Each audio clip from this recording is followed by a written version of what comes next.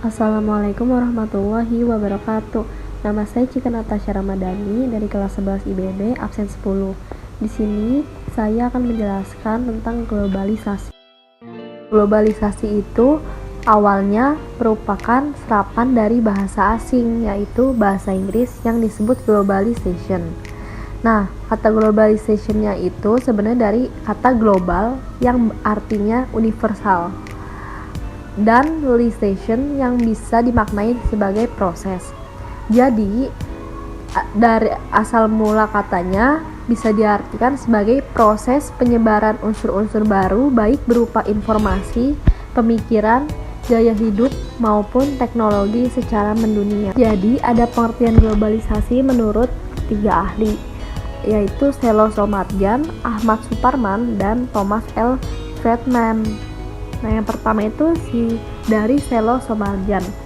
Menurutnya, globalisasi adalah suatu proses terbentuknya sistem organisasi dan komunikasi antar masyarakat di seluruh dunia. Nah, tujuannya itu untuk mengikuti sistem dan kaidah-kaidah tertentu yang sama, misalnya terbentuknya PBB. Yang kedua, menurut Ahmad Suparman, menurutnya globalisasi adalah sebuah proses menjadikan sesuatu benda atau perilaku sebagai ciri dan setiap individu di dunia ini tanpa dibatasi oleh wilayah.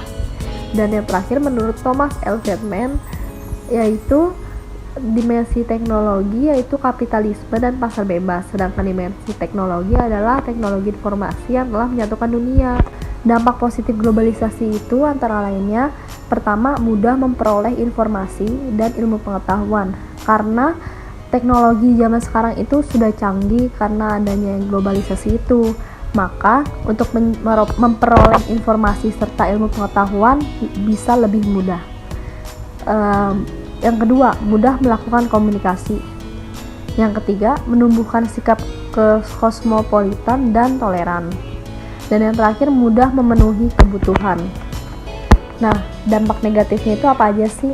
Nah, dampak negatifnya itu yang pertama, informasi yang tidak tersaring. Karena banyaknya informasi-informasi yang datang, ada juga salah satunya yaitu informasi hoax, sehingga bisa disebut juga sebagai informasi yang tidak tersaring. Yang kedua, membuat sikap menutup diri serta berpikiran sempit.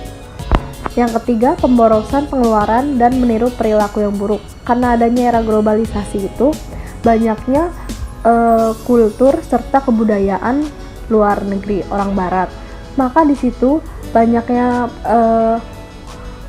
perilaku orang barat yang buruk malah justru diikuti oleh kita-kita ini.